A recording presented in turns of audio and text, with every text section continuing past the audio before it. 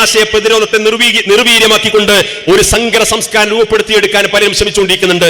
ഈ സങ്കര സംസ്കാരത്തിലൂടെ സംഭവിക്കാൻ പോകുന്നത് യഥാർത്ഥ വിശ്വാസികൾക്ക്, അവരുടെ വിശ്വാസങ്ങൾക്ക്, ആചാരങ്ങൾക്ക്, അനുഷ്ഠാനങ്ങൾക്ക് വലിയ തോതിലുള്ള അപജയങ്ങൾ സൃഷ്ടിക്കപ്പെടാൻ സാധ്യതയുണ്ട്. അതുകൊണ്ട് ഈ സങ്കര സംസ്കാരം അടിച്ചേൽപ്പിക്കാൻ വേണ്ടി പലയിടങ്ങളിൽ നിന്നും ബോധപൂർവമായ ശ്രമങ്ങൾ നടത്തിക്കൊണ്ടിരിക്കുമ്പോൾ കൂടുതൽ ജാഗ്രതയോടുകൂടി അതിനെ പ്രതിരോധിക്കേണ്ട ഉത്തരവാദിത്വം നമ്മളെ സംബന്ധിച്ചിടത്തോളം ഉണ്ട്. നമ്മുടെ മദ്രസകളിലൂടെ, നമ്മുടെ ദർസുകളിലൂടെ, നമ്മുടെ സ്ഥാപനങ്ങളിലൂടെ, നമ്മുടെ പ്രഭാഷണങ്ങളിലൂടെ, നമ്മുടെ രചനകളിലൂടെ, ഏതെല്ലാം തലങ്ങളിലൂടെയാണ് ഈ ബിദഅി ആശയങ്ങൾ നുഴഞ്ഞു കയറുന്നതെങ്കിൽ അതിനെ കൃത്യമായി പ്രതിരോധിക്കേണ്ട ഉത്തരവാദിത്വം ഒന്നുണ്ട്. നേരത്തെ വാക്കോട് ഉസ്താദ് സൂചിപ്പിച്ചതുപോലെ ചില ബിദഅി പ്രസ്ഥാനത്തിന്റെ സ്വഭാവം മണക്കുന്ന അത്തരത്തിലുള്ള ചില പ്രവണതകൾ കൊണ്ട് തുടങ്ങുന്ന ചില അപകടകരമായ കാര്യങ്ങൾ സമസ്ത കേരള ജംഇയ്യത്തുൽ ഉലമയുടെ മേൽവിലാസത്തിൽ പടുത്തുയർത്തപ്പെട്ട വിദ്യാഭ്യാസ സ്ഥാപനങ്ങളിലൂടെ കടന്നു വന്നപ്പോ സ്വാഭാവികമായും സമസ്ത കേരള ജംഇയ്യത്തുൽ ഉലമ അതിൽ ഇടപെട്ടു. ഇടപെടേണ്ടത് സമസ്തയുടെ ബാധ്യതയാണ്.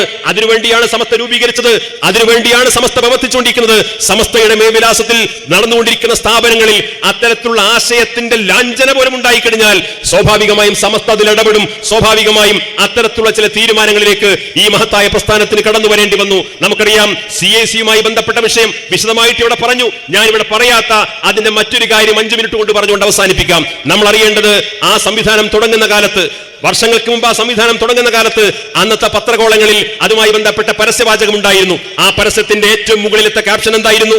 സമസ്ത കേരള ജംഇയ്യത്തുൽ ഉലമയുടെ കേന്ദ്ര മുഷാവർ അംഗീകരിച്ച സിലബസ്. നിങ്ങൾ ആലോചിക്കണം, സമസ്ത കേരള ജംഇയ്യത്തുൽ ഉലമയുടെ കേന്ദ്ര മുഷാവർ അംഗീകരിച്ച സിലബസ് എന്ന് പറഞ്ഞുകൊണ്ട് ഒരു വിദ്യാഭ്യാസ സംവിധാനത്തെ പരിചയപ്പെടുത്തിയാൽ അത് വായിക്കുന്ന രക്ഷിതാക്കളും വിദ്യാർത്ഥികളും മഹല്ല് ഭാരവാഹികളും എന്താണ് ചിന്തിക്കുക? പോയി ചേർക്കാം, നമ്മുടെ പള്ളിയിൽ ഉത്ബോധനം നടത്താം, നമ്മുടെ നാട്ടിൽ 10ാം ക്ലാസ് പാസ്സായ പരമാവധി ആൺകുട്ടികളെയും പെൺകുട്ടികളെയും അവിടെ കൊണ്ടുപോയി ചേർക്കാം. കാരണം എന്താണ്? സമസ്തയുടെ മുഷാവർ അംഗീകരിച്ച സിലബസ് അനുസരിച്ച് പ്രവർത്തിക്കുന്ന പാഠ്യപദ്ധതിയാണ് എന്ന് മനസ്സിലാക്കിക്കൊണ്ട് ആയിരക്കണക്കിന് വിദ്യാർത്ഥികൾ അവിടെ ചേരാൻ വേണ്ടി പോയി.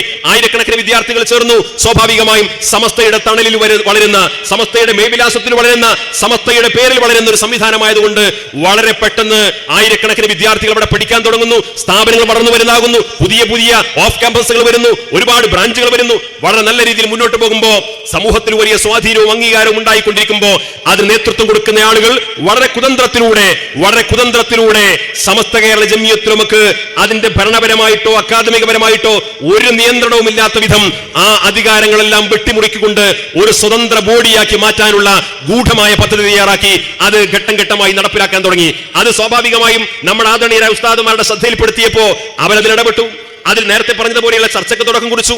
അത്തരം ആ സമസ്തയുടെ മേൽവിലാസത്തിൽ പടുത്തുയർത്തപ്പെട്ട സംവിധാനത്തിന് സമസ്തക്ക് അവിടെ ഇടപെടാൻ ഒരു റോളുമില്ലാത്ത വിധം ഭരണഘടന ഭേദഗതി ചെയ്യുന്ന അപകടകരമായ കാഴ്ച നമ്മൾ കണ്ടു.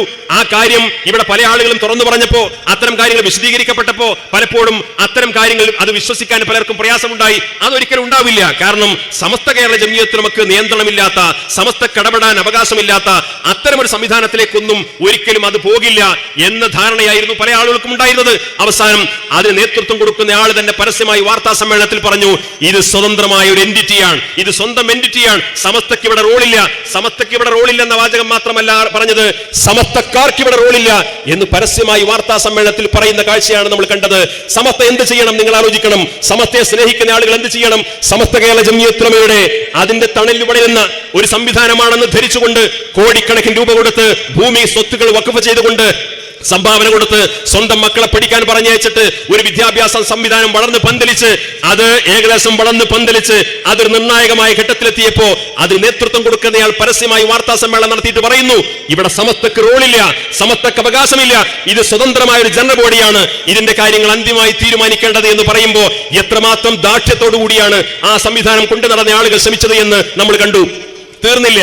അവിടെ ആശയപരമായ ആദർശവിരുദ്ധ പ്രചാരണം നടത്തിയതിന്റെ പേരിൽ അത് കൃത്യമായിട്ട് ഉസ്താദുമാർ തിരിച്ചറിയപ്പെട്ടപ്പോ അതിന് നേതൃത്വം കൊടുക്കുന്നയാളെ സമസ്തയിൽ നിന്ന് പുറത്താക്കപ്പെടുന്ന സാഹചര്യം ഉണ്ടായി. പുറത്താക്കിയെന്ന് മാത്രമല്ല, ഇനി മുതൽ അദ്ദേഹം നേതൃത്വം കൊടുക്കുന്നതോ അദ്ദേഹത്തിന് പങ്കാളിത്തമുള്ളതോ ആയിട്ടുള്ള ഒരു സംവിധാനവുമായിട്ട് സമസ്ത കേരള ജംഇയ്യത്തുൽ ഉലമക്ക് ബന്ധമില്ല എന്ന് ഏകദേശം 1.5 വർഷം മുമ്പ് സമസ്ത കേരള ജംഇയ്യത്തുൽ ഉലമയുടെ മുഷാവർ യോഗം പരസ്യമായി പ്രഖ്യാപിച്ചു. നിങ്ങൾ ആലോചിക്കണം, സമസ്ത കേരള ജംഇയ്യത്തുൽ ഉലമ പ്രഖ്യാപിച്ചു കഴിഞ്ഞാൽ ഇവിടെ നിങ്ങളുടെ മൂക്കിൽ വലിച്ചു കൊണ്ടുപോകാൻ പോകുന്നതല്ല മാത്രമല്ല ഈ സ്ഥാപനങ്ങൾ എന്നൊക്കെ പറഞ്ഞുകൊണ്ട് സമസ്തയുടെ തീരുമാനത്തെ പരിഹസിച്ചവരുണ്ടായിരുന്നു.